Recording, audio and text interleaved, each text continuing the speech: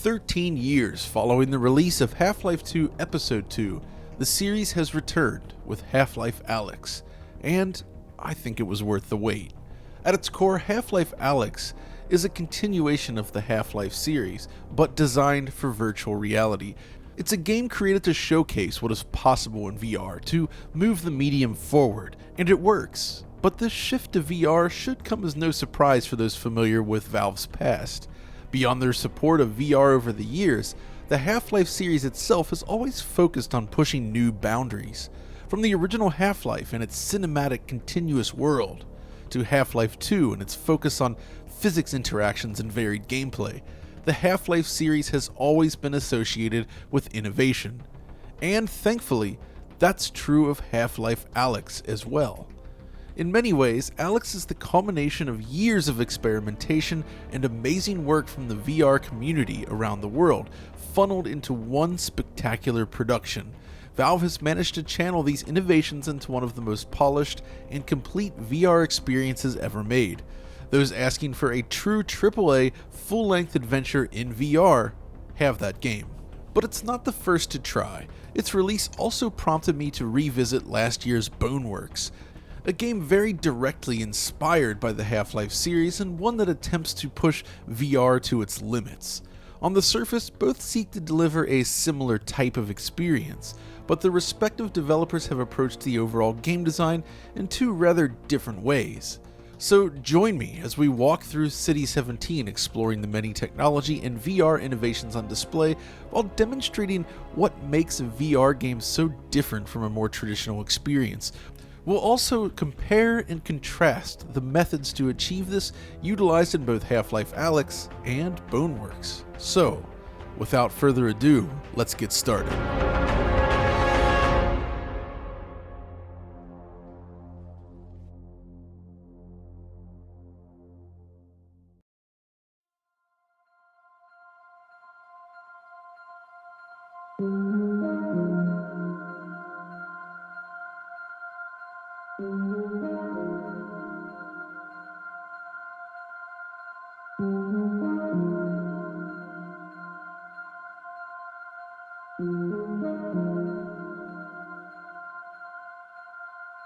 Welcome back to City 17.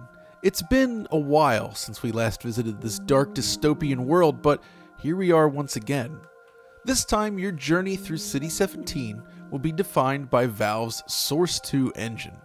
It's been around for some years now, but this is the most ambitious game yet developed with this technology platform. And the challenges faced are certainly significant. When targeting virtual reality, a fine balance must be achieved. You need that performance overhead to support the higher required refresh rates. But also, Valve wanted to deliver one of the most detailed VR experiences to date. What this means is a game world built around gorgeous, realistic, physically based materials, with a ton of care poured into each and every corner of the world. In VR, suddenly every object in a room becomes more tangible, and these objects must hold up against increased scrutiny. The art team has really done a commendable job here. The size and scale of the world is perfect, and moving between these tight interiors with details and physics-driven objects scattered all over the place to open spaces is just as effective as you'd hope. I especially love the use of lighting and shadow in darkened areas. The flashlight, for instance, which attaches to your hand, can be used to project shadows around the environment very realistically. It feels very convincing in VR. And of course, with Alyx in the title, you can't not have muzzle flash shadows, right? They are here indeed. But while there's plenty of dynamic lighting in the game, most of the world lighting appears to have been completely pre-calculated, which is perfectly fine and makes a lot of sense for a game that needs to run at this speed. The lighting is very realistic. And character models look great too, with extremely realistic facial expressions that build upon what Valve achieved back in 2004. When you look into the eyes of these virtual characters, it really feels as if you're looking at someone speaking to you. It has a profound impact on your relationship with these characters while you're in this world. And of course, the rendering quality is top-notch as well, complete with realistic subsurface scattering that reacts naturally to the lights placed around the scene. Just look at Russell's face here, you can see what I'm talking about. Or perhaps Alyx's fingers as you hold up your hand to the light source above. There's so many details throughout. The visuals are certainly a strong point and a huge step up from, say, Half-Life 2, which is rather old at this point, but for a game like this, as important as they may be, I feel it's the interactions with the game that are so crucial, and this is what defines Half-Life Alyx as a VR game. But you might be wondering, what makes this so effective, and how does it differ from a more traditional shooter experience? It's fair to assume that not everyone watching this video has experience in VR, or at least VR with high quality hand controllers, so let me try my best to break it down. At its core, Half-Life Alyx is defined by its interactivity. The granularity of the actions required to play the game is what makes this so unique. Take something as simple as your weapon, a central pillar in any shooter. In a traditional shooter, you simply point a crosshair towards an enemy and press a button. Simple. It fires the weapon, you get a hit. In Half-Life Alyx, however, you need to treat it as if you're holding a real firearm. Early on, you'll find yourself using techniques such as closing one eye to better focus on a target looking down the barrel of your gun. The simple act of pointing your weapon and taking down enemies becomes a much more complex and engaging action. It feels like an evolution of light guns in a way. The big difference being is that the weapon itself is mapped into the game world and can be moved in full 3 dimensions. And it's not just aiming, your physical movement can have an impact on firefights as well. I found myself physically taking cover behind objects, leaning out from cover, and ducking down on the ground behind scenery. Or how about this scenario where I smash the glass with my pistol, use it to clear out the remaining shards, then engage the enemies in a firefight. It's really cool stuff. The physicality dramatically enhances the firefights. It feels much more visceral and tactical as you make your way around the battlefield physically, while keeping an eye on enemy positions and dealing with other hazards around you. In many ways, it's almost like a back-to-basics sort of approach where you're only facing small numbers of enemies at a time, but each foe can be very difficult to deal with, and you have to handle it in a very different way than a traditional shooter. And at some point during the firefight, your guns will run dry. Again, in a traditional shooter, reloading your weapon requires a single button press. You press R on your keyboard or X or whatever button you're using, and the weapon reloads. Simple. With Half-Life Alyx, however, this process is now driven by a series of steps. Let's say you run out of bullets in a firefight and need to reload. You start by ejecting the magazine from your pistol. You then reach over your shoulder, grab a fresh mag, and jam it in. Then you chamber around and you're back in the game. Eventually you'll gain an ability to hold more rounds in your pistol, and this reveals another feature. The game keeps track of each bullet in each magazine. You'll need 2 of them to fully load your enhanced pistol, and I appreciate how pulling out a partially used mag reveals a proper bullet count.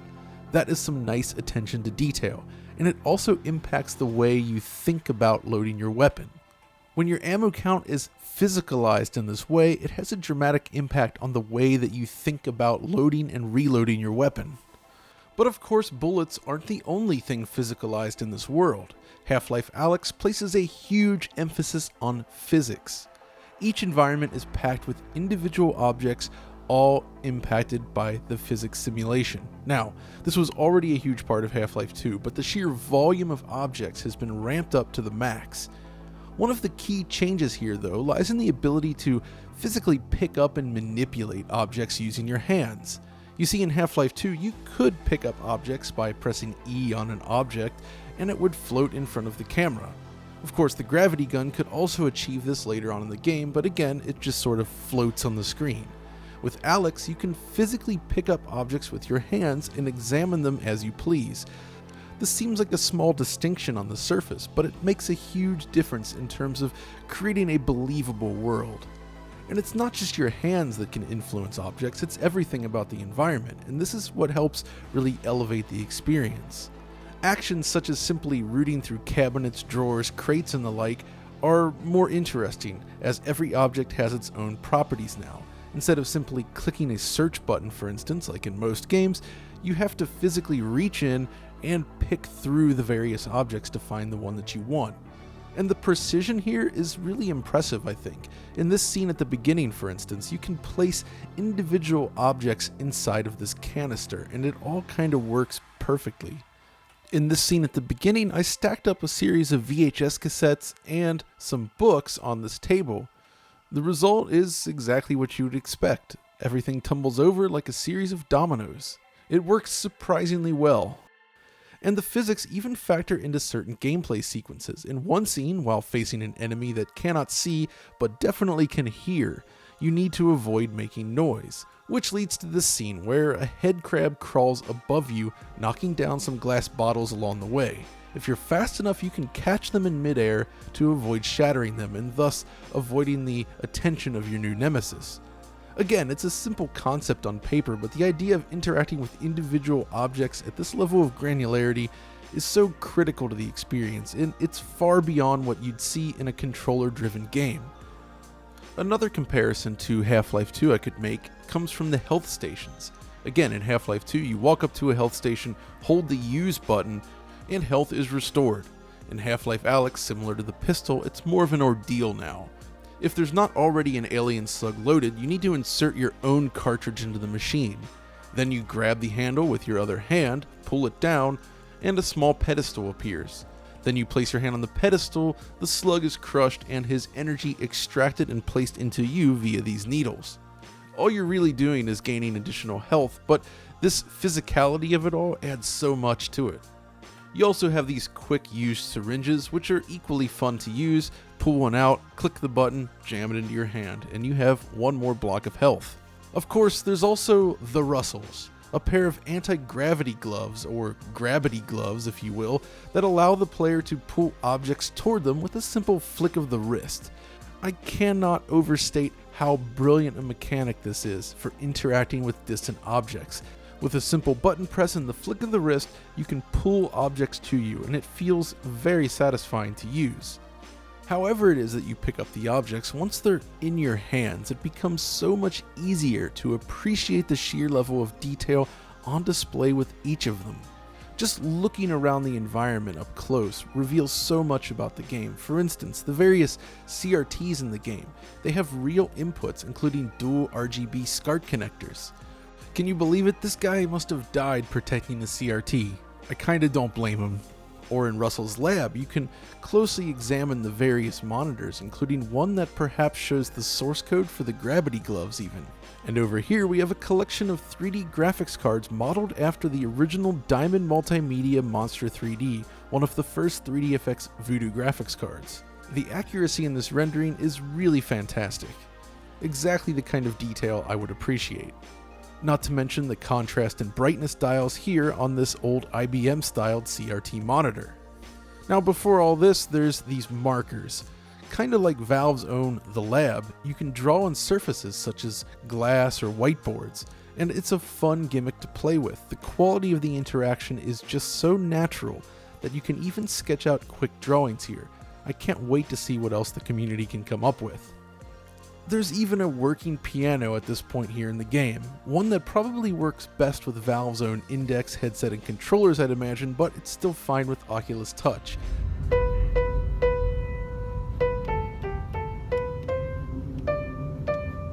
Again, another fine detail that's fun to play with.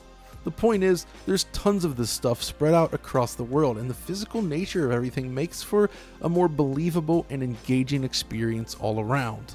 It no longer feels as if you're navigating a series of levels, rather, it's as if you're actually exploring these environments. You remember these places as if you were already there. But there is a sense that things could have been pushed even further, and this is what brings up our first discussion point involving Boneworks. Having played both games back to back, it's rather interesting to consider how physics are used in both games and how they differ.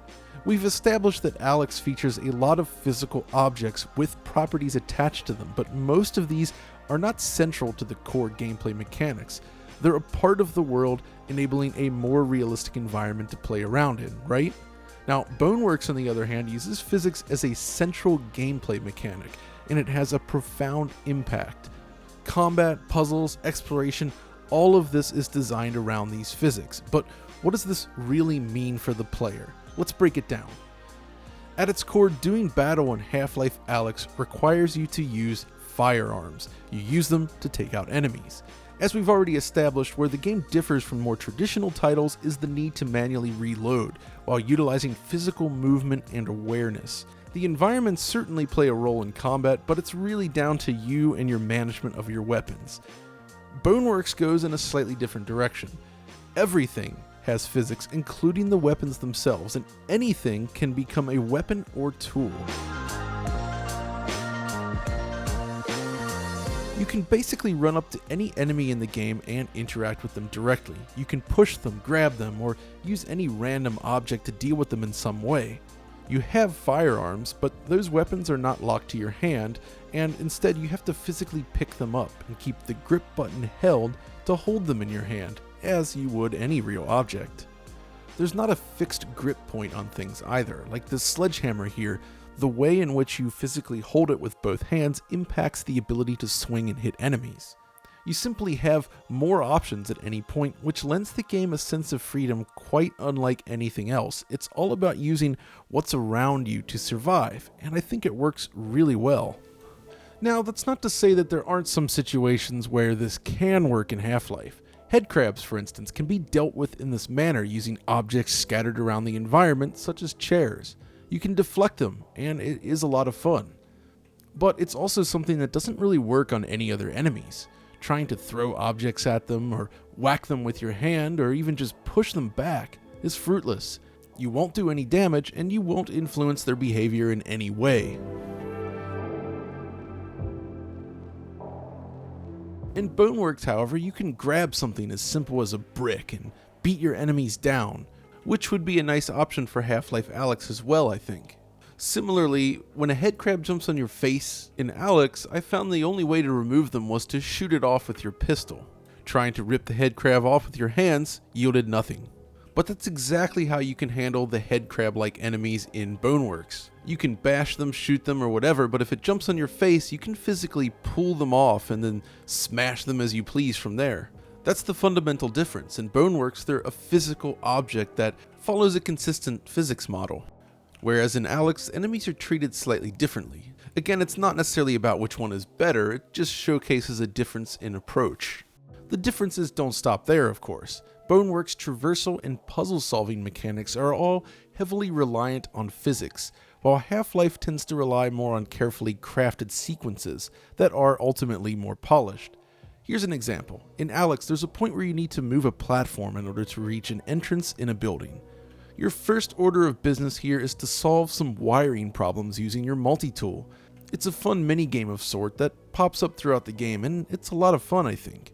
And once you figure it out, the power is engaged. You then gain access to this panel here, allowing you to move the platform to the correct position.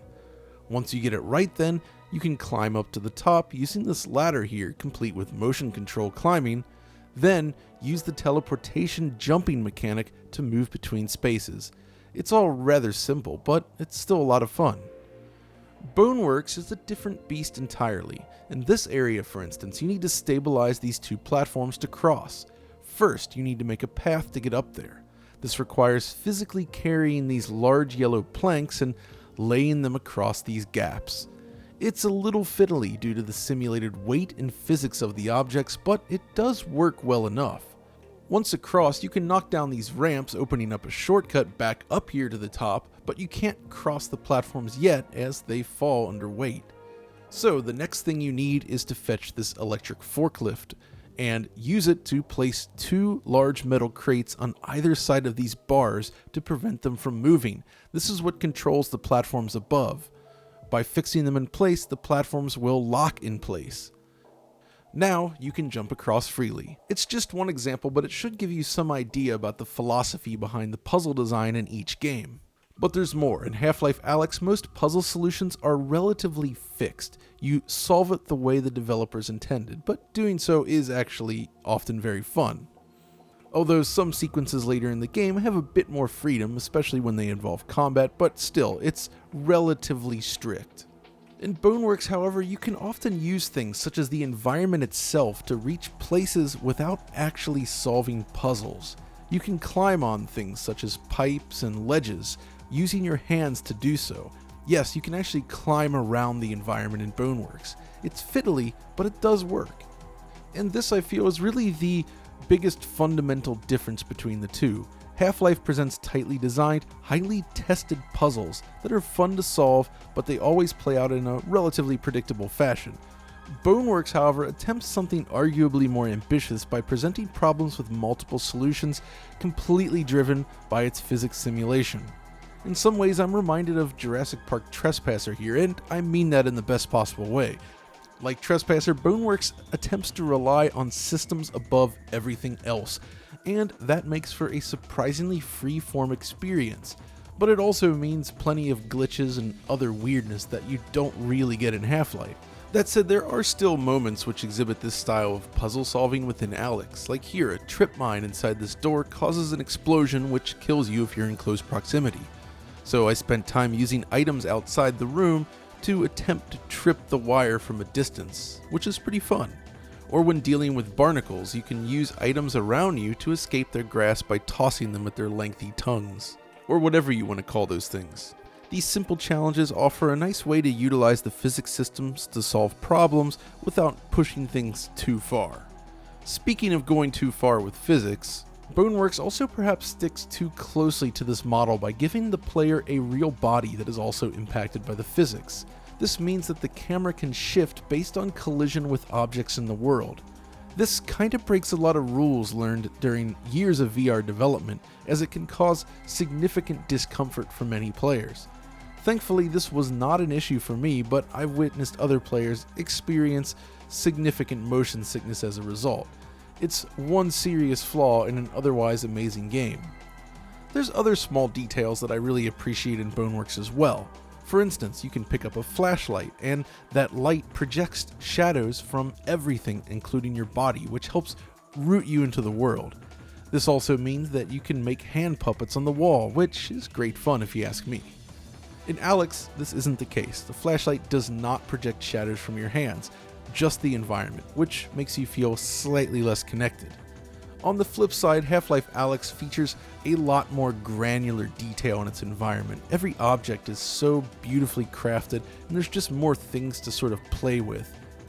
Boneworks adopts a simpler style that is almost more reminiscent of the original Portal in some ways, oddly enough. There's tons of objects, but they're all relatively simplistic. So that's another minor difference between the two.